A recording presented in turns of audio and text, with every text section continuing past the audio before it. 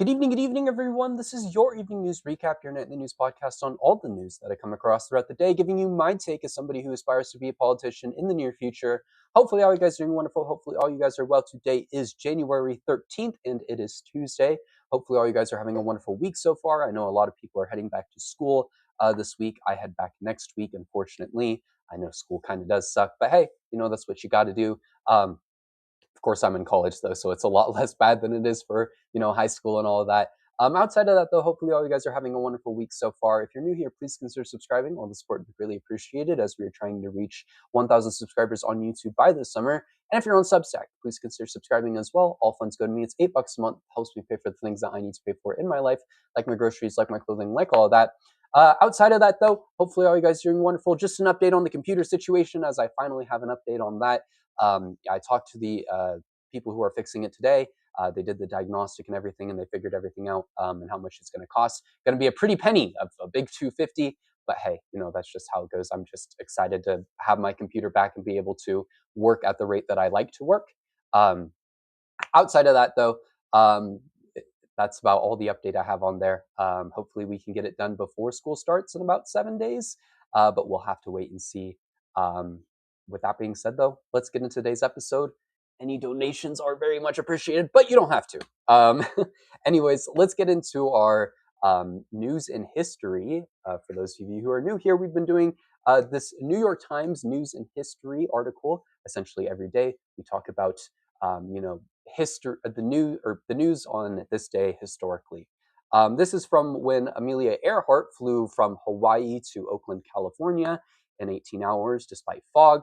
On January 13th of 1935, Amelia Earhart was greeted by 10,000 cheering onlookers at the Oakland airport after successfully completing the first solo flight from Hawaii to California in 18 hours and 16 minutes. The Times reported the following day, 2 years later, in June of 1937, Miss Earhart embarked on a flight around the world on July 2nd. On the way from New Guinea to Howland Island, her plane disappeared and she was never recovered. Amelia Earhart is definitely one of those really interesting historical figures. And as somebody who, loves history, I really do have quite a big passion for history and enjoy it a lot. She's just one of those figures that I never really got into, never really learned a bit about.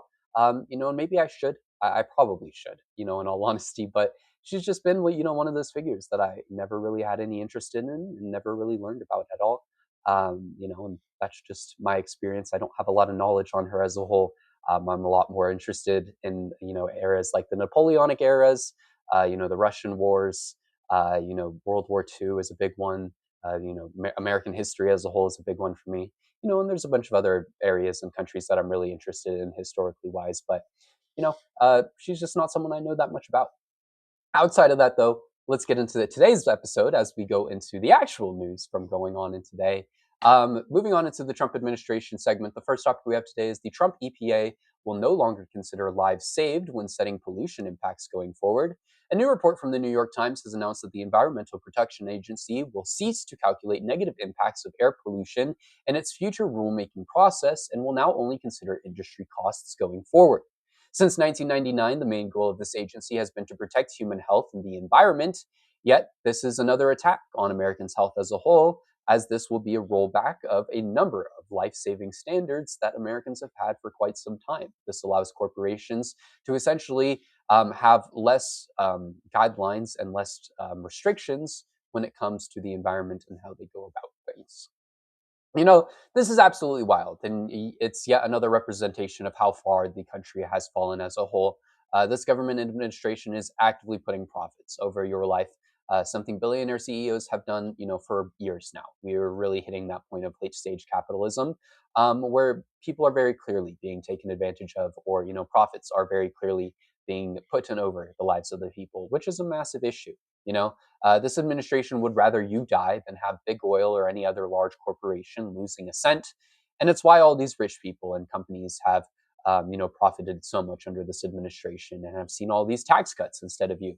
At the end of the day, the Trump administration cares more about rich, cares more about putting money in their pockets and those around them than they do about the American people. They don't care about you in the slightest. They only care about money, which shouldn't be shocking to anyone. but for some reason that still is. In other news, Trump has said a day of reckoning and retribution is coming for Minnesota. Trump has called out the reaction of Minnesota residents following the murder of Renee Nicole Good. In a post on Truth Social, he wrote, "Do the people of Minnesota really want to live in a community in which there are thousands of already convicted murderers, drug dealers, addicts, rapists, and violent, released and escaped prisoners, dangerous people from foreign mental institutions and insane asylums, and other deadly criminals too dangerous to even mention? All the Patriots' advice want to do is remove them from your neighborhood and send them back to the prisons and mental institutions where they came. Most foreign countries who illegally entered the USA through sleepy Joe Biden. It's horrible for open border policy. Every place we go, crime goes down. In Chicago, despite weak and incompetent governor and the mayor fighting us all the way, a big improvement was made. Thousands of criminals were removed. Minnesota Democrats love unrest, and anarchists and professional agitators are causing because it gets the spotlight off the $19 billion that was stolen by a very bad and deranged people. Fear not, great people of Minnesota, the day of reckoning and retribution is coming." ICE is not protecting these communities. They are actively terrorizing them. I have seen countless videos and reported on countless situations where ICE officers have attacked people regularly, citizen or not. Over the past 2 days, I've seen at least 2 videos of ICE agents using the murder of Renee Nicole Good to threaten people. Not just that, but yesterday we, talked about a situation where a pastor was detained by ICE officers and forced into the back of a van, for a while against his will, and was repeatedly asked if he was afraid yet, in a move to strike fear into this man. ICE is going into these communities and attacking them. They're not sticking up or protecting them. They're attacking them and harming them and causing more damage on a daily basis. It's something that needs to go away, and we need to see lawmakers, make more strides to make that change. Uh, over the past few days, we've seen a lot of lawmakers try and take a stand and say, we don't want you in our city. We don't want you here. We want you gone completely, right? But just saying that doesn't really do anything.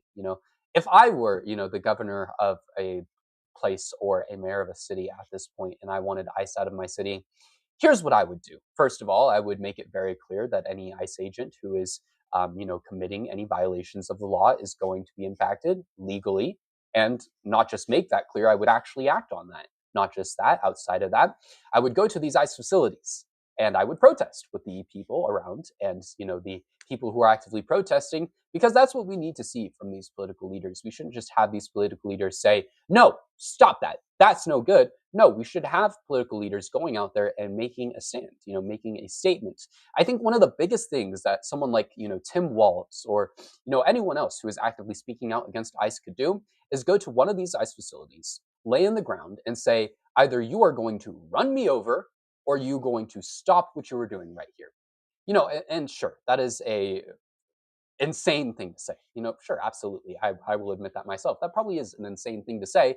But, it's getting to the point where if these people are willing to kill US citizens, why shouldn't we, be a little more ruthless in how we protest, because we very well could. We could lay on the ground, we could do a hunger strike outside of the Capitol building. And I think people are already doing that. So I don't want to say that's something we should be doing.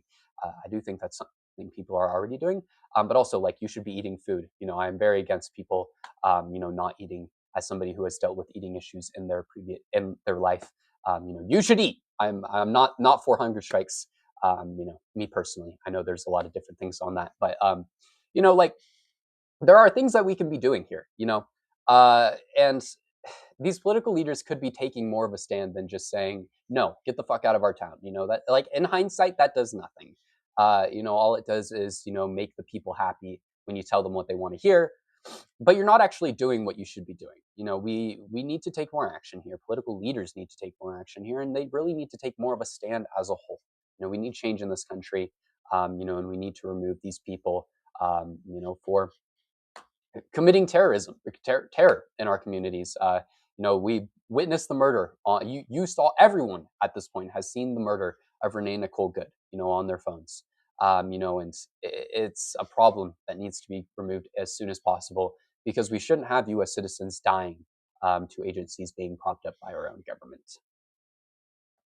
In other news, talking about ICE, there is a mass exodus taking place at the Department of Justice over a failure to investigate that specific ICE agent. Mass resignations are being submitted at the Department of Justice due to their failure to investigate the ICE agent who killed Renee Nicole Good.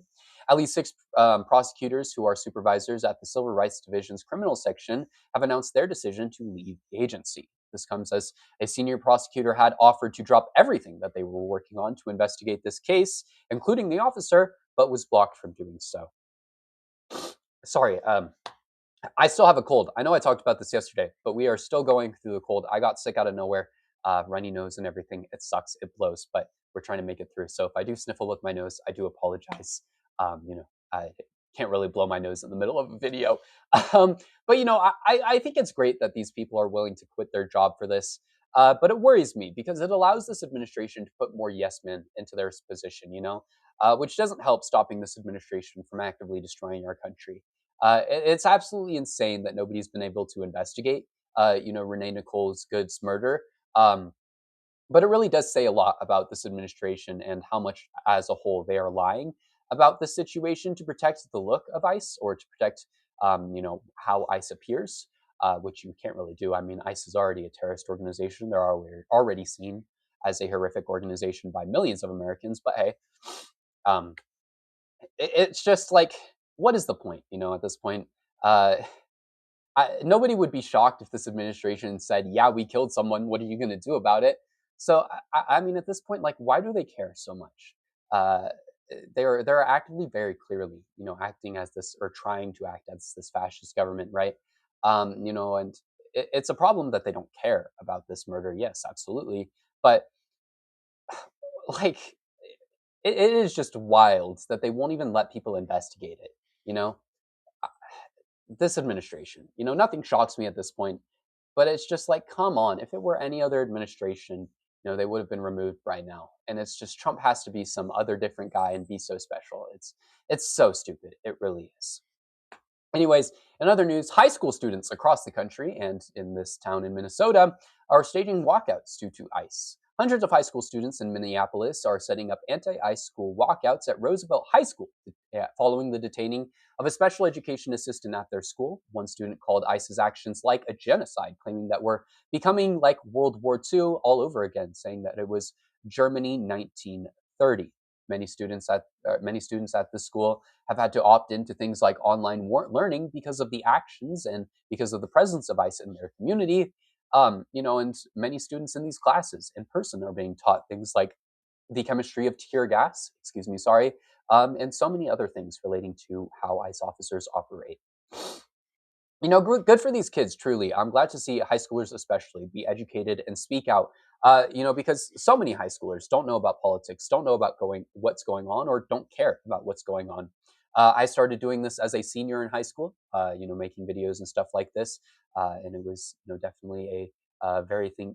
This is definitely something I'm very proud of in my life. I've always had a lot of knowledge on political topics, a lot of knowledge on historical topics, and I've always wanted the opportunity to share them and discuss them with people. It's why I started doing this. I just never had that outlet, right? And it really does warm my heart, to see my others in my generation speak out and use their voice, because it really is our future that is at stake here. We're sitting under administration who is attacking the rights of millions of people, not just immigrants, but people of color as a whole, transgender people, my community, that being, or people in the LGBTQ community as a whole.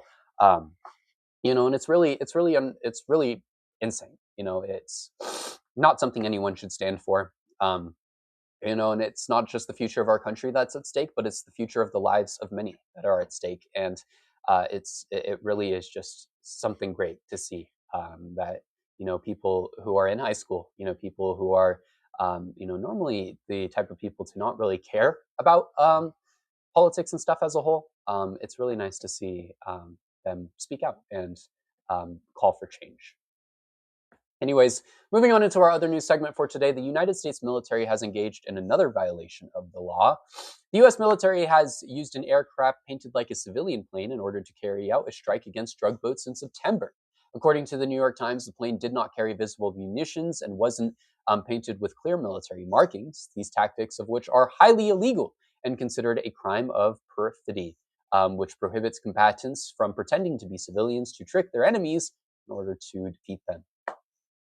Why in the hell is the strongest military in the world resorting to honestly pitiful tactics like this? I mean, seriously, like we spend $1 trillion a year on our military and we have to resort to pretending to be civilians in order to carry out strikes on people. Are you serious? That's a joke. Not only is that a joke, but that is fucking sad. I'm sorry for cussing, but like that is horrendously sad. Not is that just illegal, but like it's crazy. It really is. But hey, Trump has never followed the law in the first place. Neither does, anyone in the MAGA sphere care about the law. So, it really doesn't matter to them, but it should matter. It should matter to every single one. This administration needs to be removed. I mean, the incompetence is so clear from this administration that somebody who's blind would be able to see it, and it is really just sad. When has Trump ever cared about the law? Sure. But like, you know, it is wild that this administration is resulting to tactics like that when we have a military that actively spends, more than 3 times the amount of the next military in line. That is just, it's honestly laughable. It really is. In other news, a judge has blocked pediatric health cuts. A federal judge has ordered the Trump administration to restore $12 million in funding for the Americans Academy, if I could speak, of Pediatrics, including money for rural healthcare and early identification in disabilities for children. U.S. District Judge Beryl Howell said in her decision, "This is not a case about whether AP or AAP or HSS has the right to even have a better position on vaccinations and gender-affirming care for children or any other health policy. This is a case about whether the federal government has exercised power in a manner designed to chill public health policy debate by retaliating against a leading and generally trusted pediatrician member professional organization focused on improving the health of children." And this is absolutely a win, for the health of children at a time where, Americans' health as a whole is being attacked regularly. So I'm very glad to see that this is the case and this is happening. Anything that comes out of this administration in regards to health, should be ignored and sidelined completely. Let's not forget this administration and RFK Jr. said that circumcision and Tylenol were a leading cause in autism. Something that has existed way before Tylenol. And I will never trust anything anyone in this administration says about health, especially with Mr. Brainworms in charge. But it is absolutely a joke that they expect anyone, to follow what they say about health. Taking a sip of water right there. I need to fill up my cup. I should have done that before this, but oh well. We're going to move into our final topic here for tonight. As Republicans are taking a move to hold Bill Clinton in contempt. House Republicans are seeking to hold Bill Clinton in contempt for Congress for failing to appear for deposition as part of a probe into Epstein. The vote will take place next week, and if passed, Clinton, of course, will be held in contempt. The committee scheduled a deposition for both Hillary and Bill for Wednesday as a result of subpoenas issued last year. A statement from the Clintons reads, "Every person has the right to decide when they have seen or had enough and are ready to fight for this country. It is the principles and its people, no matter the consequences. For us, now it is that time. We expect you will direct the committee to seek to hold us in contempt. You will say it's not our decision to make, but we have made it. Now you will have to make yours. Despite everything that needs to be done to help our country, you are on the cusp of bringing Congress to a halt to pursue a rarely used process designed to result in our imprisonment. This is not the way of the American ills, and we will forcefully defend ourselves." For a man that seems to be trying to call, everyone out, this really doesn't seem like the right play, to me at least. Answering questions is really what the people wanted right now. And Bill Clinton very well could and did have this opportunity to go and answer questions, right? And as somebody who has very clearly had relations with Trump and Epstein, he very well could answer them. So why not? At the end of the day, all of these people are still connected and likely do still want to cover up their tracks. I mean, none of these people want to go to jail, right? But I really wish that that wasn't the case. We need to tear down everyone, and somebody has to come out there and say, hey, we're not going to stand for this. Sure, we were involved, but we're going to take a stand against it. And as nice as that would be, to use or to do for, as nice as that would be for somebody who has been related to Epstein and all those people as a whole to come out and speak against that. I unfortunately just don't think we're going to see that as nice as it would be. Screw the system, truly, and everyone who's protecting these pedophiles. It all needs to be torn down. Release the Epstein files. The fact that they haven't been released already says a lot. But hey, with that being said, thank you everyone for watching today's episode. I hope you all enjoyed. It has definitely been a very interesting day in the news world, that is for sure. If you're new here, though, please consider subscribing. All the support would be greatly appreciated. As mentioned, we are trying to reach 1,000 subscribers on YouTube by this summer. We're on the road to 800 here, so drop a subscribe. Help me get there. If you're on Substack as well, please also consider subscribing. All funds go to me. It's $8 a month. Helps me pay for the things that I need to pay for in my life, like my groceries, like my clothing, like all of that. But with that being said, I think that's all we have for today. I'm going to go blow my nose. And I hope all of you guys have a good one later.